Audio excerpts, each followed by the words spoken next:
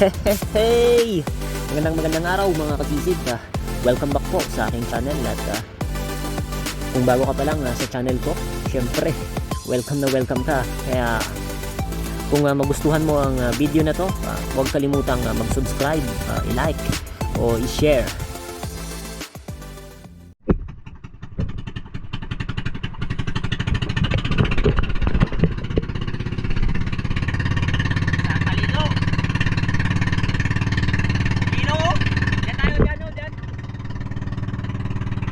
Good morning mga kasisid. Isang magpagpalang araw po sa ating lahat. Ngayong umaga ay mamana tayo. Kasama ko dito si Federico at si Benjo mga kasisid. Dito pa rin yan sa bayan ng Nara. At tiga-Kagisan sila.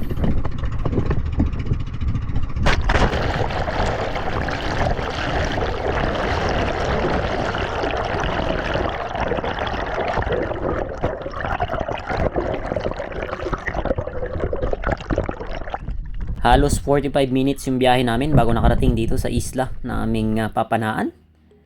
At makalipas lang ng ilang minuto ay nag-suit up kami.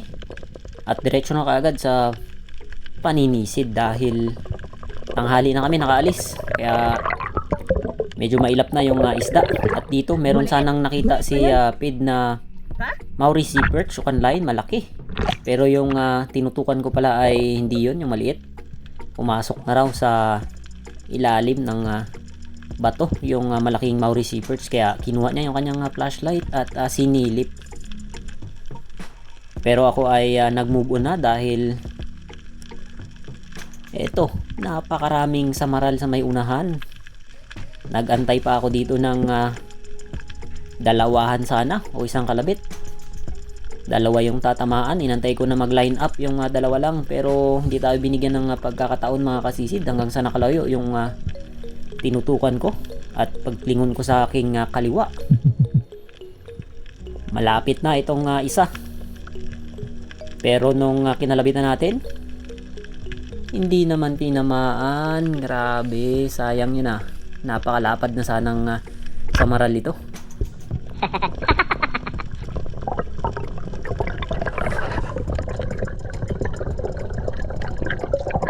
Pagdating sa unahan mga kasisid ay nakarinig siguro ng ingay itong black tip shark. Umangat, kala niya siguro meron akong huli, pero wala pa tayong nahuhuli mga kasisid. Chinek niya yung buya ko at dito sumunod na pagsisid. Merong ilak na nag-isa kaya dinaybam ko na at dahan-dahang hinabol, pero lumapit pa ito sa akin mga kasisid, kaya saktong pagkalabit tinamaan, pero mababa yung patama. Buti na lang sa may matigas na parte itinamaan, kaya hindi nakawala.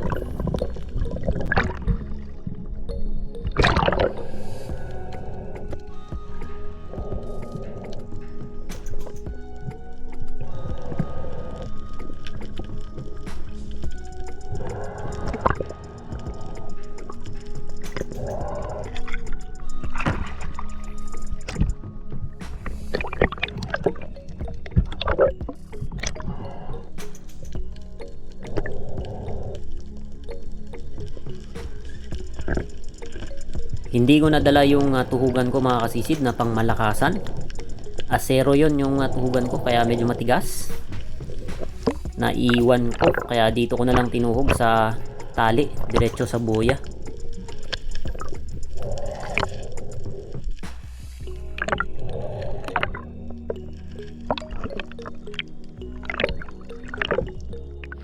Sumunod na sisid mga kasisid, nakakita ako ng lobster.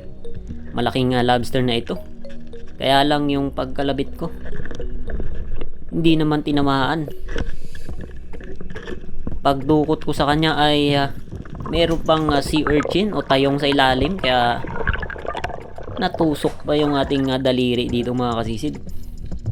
Buti na lang ay merong gloves, kaya hindi ganong malalim. At dito sumunod na pagsisid, isang kanlay o Maori Sea Perch na good size na, hindi ganong kalaki. Pwede na sanang kalabitan, kaya lang hindi ko nakalabit. Nagantay pa ako ng mas malapit hanggang sa lumayo na. Inantay ko pa ng ilang segundo pero dire-diretso yung kanyang paglangoy palayo mga kasisid, kaya hindi natin nakalabitan.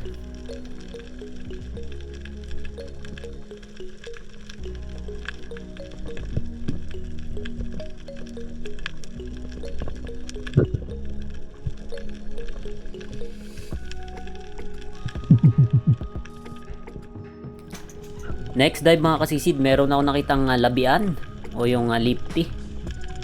Ito yung stripe na dilaw na klase ng sweet lips, kaya lang napakailap naman. Dire-diretso yung kanyang langoy at hindi na lumingon pa. Kaya tumingin na lang ako sa paligid, baka merong ibang pwedeng mapana na. Hanggang sa paglingon ko sa aking likuran, ayun, merong target, isang harlequin sweet lips o isang uri rin ng labian o lipty. Kaya dahan-dahan ko nilapitan, hindi na ako pumaibabaw mga kasisi dahil medyo mababaw lang naman ito, kaya pa ng hangin.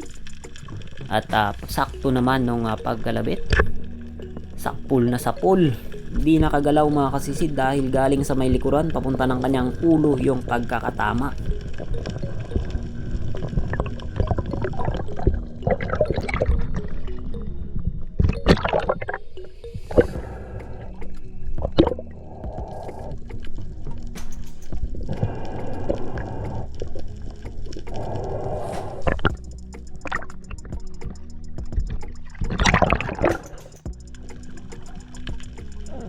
At sumunod na sisid mga kasisid, dalawang target yung nagpakita dito. Lock on target ako sa Maori Sea Perch. Kaya lang biglang pumasok sa kanyang lungga. Kaya change target ako sa Harlequin Sweet Lips ulit.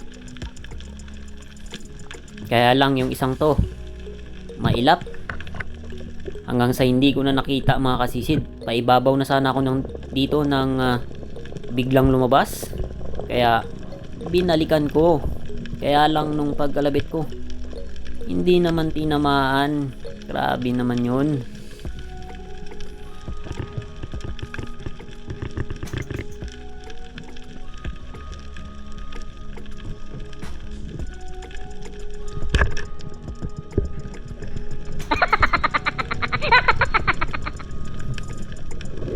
Next dive mga kasisid, habang nag-aambush ako ay biglang lumapit itong pating lang naman o black tip shark. Napakalapit ng pating na ito, talagang na-curious sa akin kaya binulabog ko na mga kasisid. Pero inikutan lang ako. Kaya hindi ko inalis yung mata ko sa kanya, at meron pang isa sa may bandang itaas. Mas malaki. Dito ay hindi tayo mapalagay mga kasisi dahil umikot yung pating na ito sa akin, kaya angat muna tayo, palisin muna yung pating na ito, baka agawin pa yung isda na mapapana natin.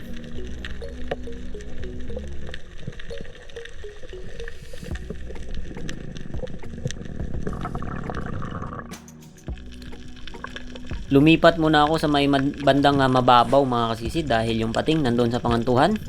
At dito nag-ilak gaming muna ako. Ito saktong-sakto papalapit yung isa, kaya lang natanggal yung bala nung pagkalabit ko sa kanyang ulo, kaya yun, umikot-ikot na parang nahihilo hanggang sa pumasok sa bato mga kasisid. Sinilip ko yung kanyang pinasukan na bato, hindi ko na makita, sayang. Siguradong mamamatay yun mga kasisid dahil yung kanyang paglangoy ay wala na sa balance.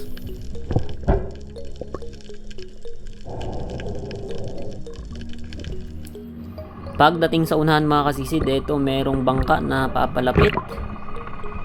Kala ko kung ano lang, yung pala merong mga baruto na sakay o mga abayan nag-deploy ng pangugita dito sa may sinisisira namin. Kaya nung pag-dive ko dito, hindi lumapit yung target ko dahil meron palang tao sa itaas mga kasisid na tumitingin-tingin sa akin habang nagyayapak. Medyo bulabog kaya lumayo muna ako hanggang sa nakarating ako sa may unahan nang hindi ko na on yung camera mga kasisid. Napana ko itong Salay batang kung tawagin. Ito yung hindi ko alam na isda nakaraan. Napana natin ulit. Good size ito, halos sa 1 kilo.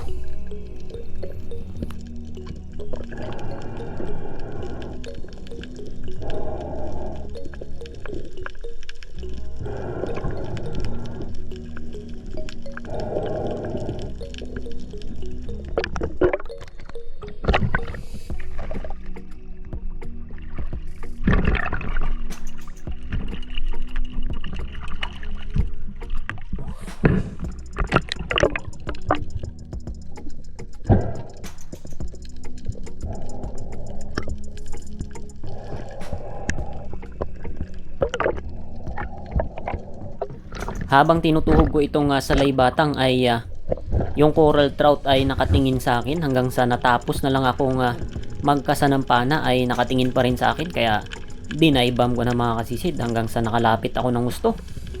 At saktong pagkalabit, sapul na sapul.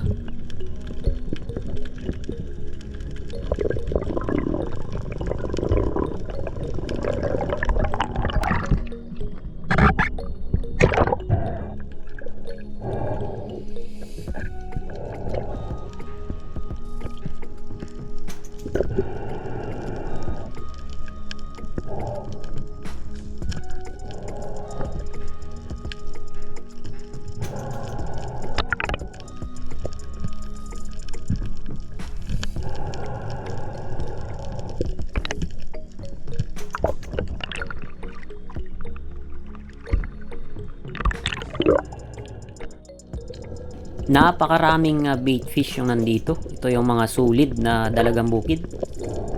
Kaya lang ay walang agos nung mga oras na ito mga kasisid, kaya walang pelagic na nagpapakita.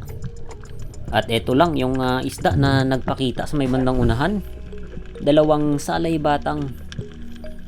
Mas maliit sa napana ko kanina, pero pwedeng pwede ng pang ulam ito, kaya kinalabitan na natin yung isa mga kasisid kahit medyo malikot. Natsambahan pa rin.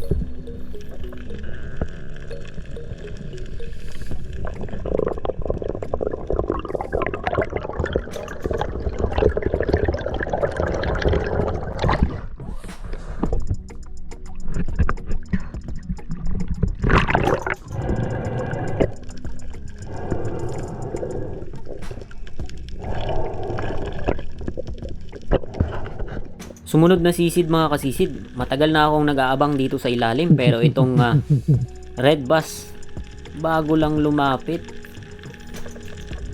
Pero yung kanilang paglapit ay hindi naman pwedeng kalabitan dahil malayo pa.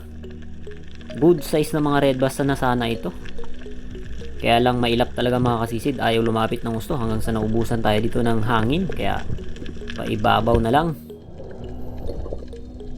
Meron ako nakalabitan ditong unicorn fish.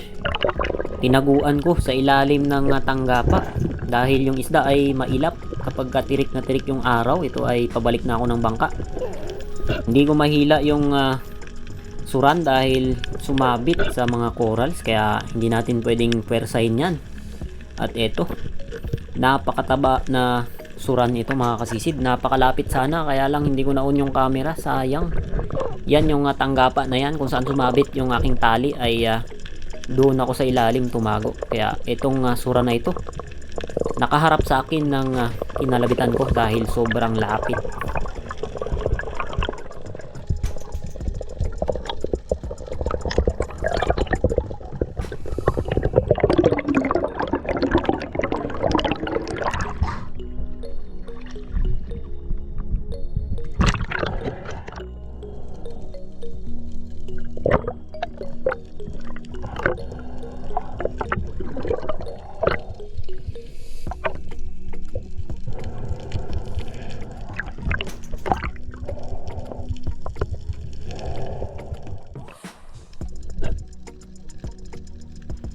Next dive mga kasisid, naghanap ulit ako ng pwedeng pagtaguan, at dito meron ako ulit nakita.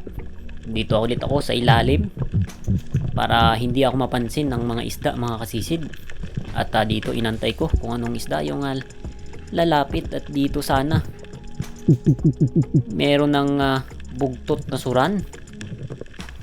Kaya lang ayaw na ayaw talagang lumapit ng mga isda ngayon dahil siguro ay napakainit na ng panahon dahil halos 12 o'clock na ito ng tanghali. Dito meron ng dalawang singsingan na lumapit pero hindi natin yan target kaya pass muna tayo dyan.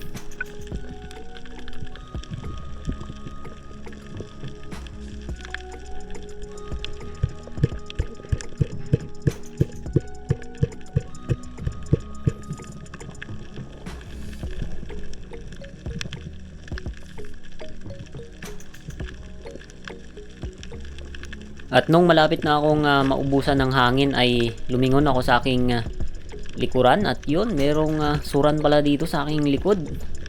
Kaya lang bitin na tayo sa hangin mga kasisid. Kaya hindi na natin yan na pinilit at balik na ulit sa ibabaw.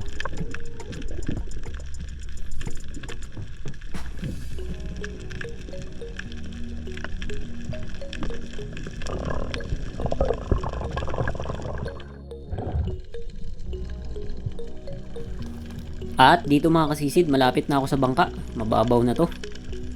Merong ilak. Kaya lang mailap naman, ayaw magpalapit. At nung paglingon ko sa aking kanan ay merong coral trout na hindi malaki pero pwede nang pang ulam mga kasisid. Kaya kinalabitan ko na para hindi masayang yung ating kasa bago bumalik sa bangka.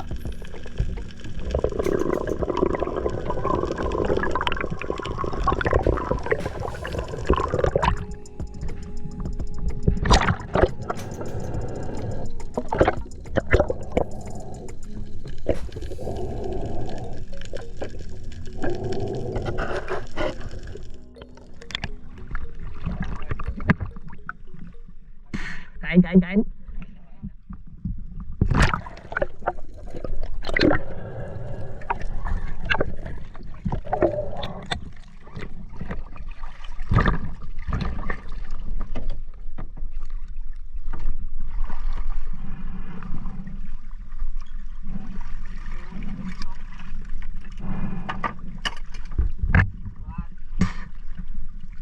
Maliit lang.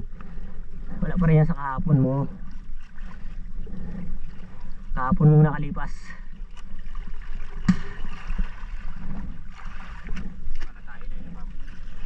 Oh. Good size.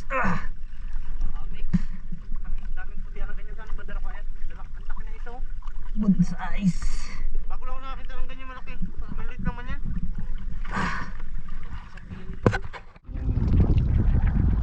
Inita. Nakatuto na sa bahay yan. Gusto natin kain. Pabulik na ako baka. Marami ko nakatagal sa ano eh. Ayun. Marami ko nakatagal sa eh. Pero pag-ako naman, nagigilo ito. Ating huli. Grabe nakagutom. Buta yung katawan ko nagatigas na pag nagkaaw na ba? Gutom na raw sila, gutom na. Ano sabo naman? Open mo, Bugart. Wow! Mansa. Red mouth oh. Mansa na may muta. May tubleron sa ilalim. Suno, oh, grabing ganda ng suno na to. Red suno ato yan. Ito. Hindi rin. Back to work. 21%. Anay ko. 21%. Ilang minutong pahinga pagkatapos kumain ay balik ulit sa pagsisid mga kasisid. At dito nga, meron na lang 21% yung ating camera at wala akong battering extra. Kaya tipid-tipid lang dito sa battery. Hanggang sa meron tayong nakitang unicorn fish o suran. Napakalapit na nito mga kasisid kaya pagkalabit ko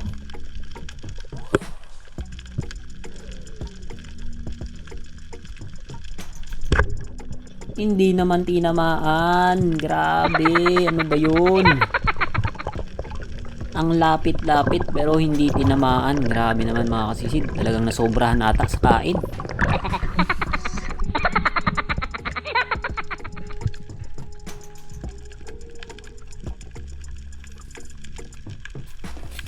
Move on tayo mga kasisid, at dito sa may unahan, malapit na sa pangantuhan ito. Meron sana ako nakitang kanlay, kaya lang biglang pumasok sa ilalim ng bato na to. Inaabangan ko kung lalabas, pero ito yung lumapit. Isang yellow stripe sweet lips naman yung nagpakita. Inantay ko pa yung Maori sea perch o kanlay na babalik o lalabas sa kanyang pinagtaguan, pero hindi talaga lumabas mga kasisid. Ito yung nagpakita, labian o lipti, kaya ito na yung naging target natin. Meron pa sanang big eye emperor, pero mas malaki itong lipti na ito, at sakto pagkalabit sa pool yan.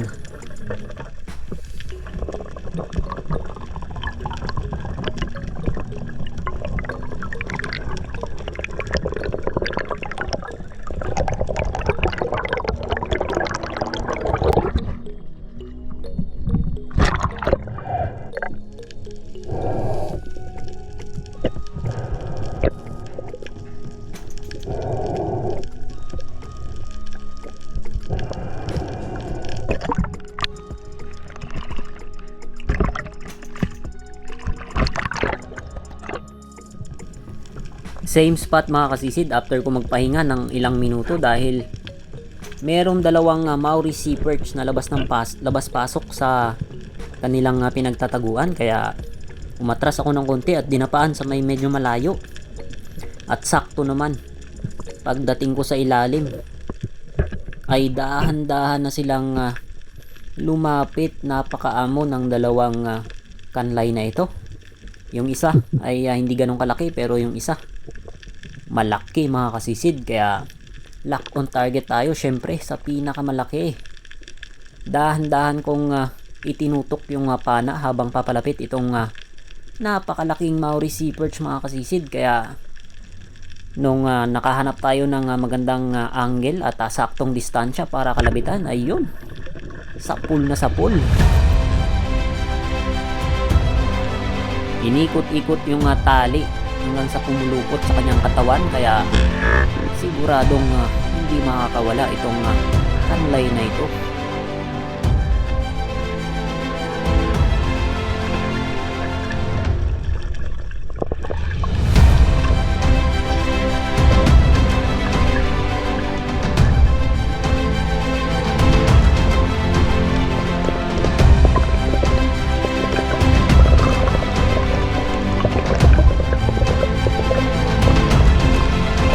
At habang hinihila ko itong Maori sea perch o kanlay mga kasisid, at habang tinutuhog ay shoutout muna tayo.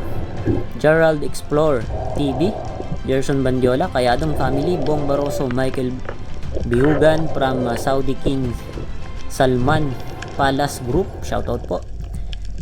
Julito SCTV, Chad Summers, Roberto Patalagsa, Russell Alonso, Armando Suaberdes from Cabugao, Bato, Catanduanes, Leonardo Mejorada from Makati City, Galacia family from Northern Ireland, United Kingdom, Franz Kalimutan from Libak, Sultan Kudarat, Mindanao, Maita Purino from UAE, Steve Obias, Dennis De La Cruz from and family from Naik, Cavite, Olivia Mendoza, Leopoldo Orsal from Quezon City, at sa asawa niya si Marilu Orsal.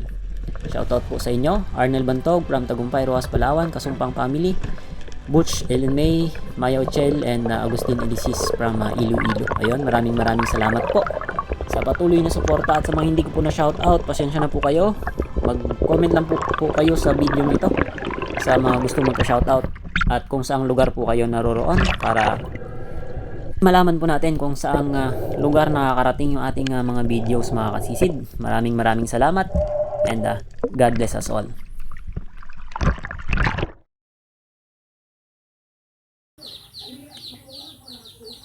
Yun ang ating huli, isang balde.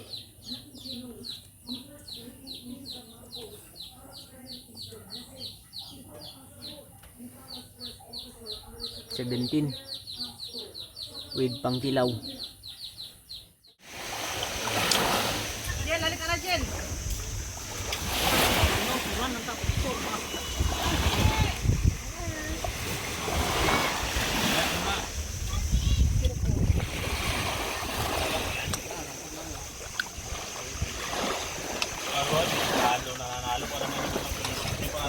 Ito na lang daw.